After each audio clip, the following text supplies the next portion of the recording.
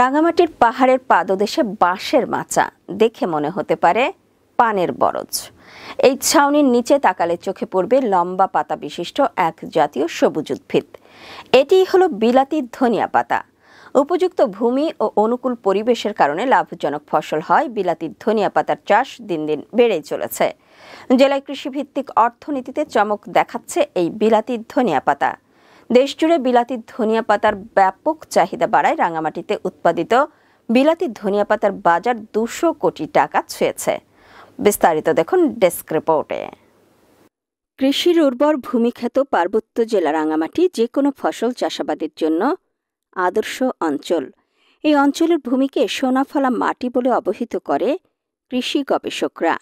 এই সোনাফলা মাটিতে বিলাতি ধনিয়া পাতা চাষ করে স্বাবলম্বী হচ্ছেন কৃষকরা। উর্বর ভূমি, অনুকূল পরিবেশ, কম পরিশ্রম এবং